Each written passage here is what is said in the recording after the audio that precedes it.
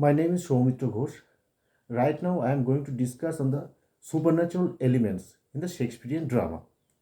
The purpose of introducing the supernatural agencies in the Shakespearean drama is to heighten the dramatic effect, to intensify the mystery and wonder of life, and to help the progress of action, and to reveal the presence of all powerful destinies, watching and shaping the course of events in the human life. In Shakespearean drama, supernatural element doesn't signify only the ghost or the spirit of the dead human being whose prime objective is to frighten others by appearing before them.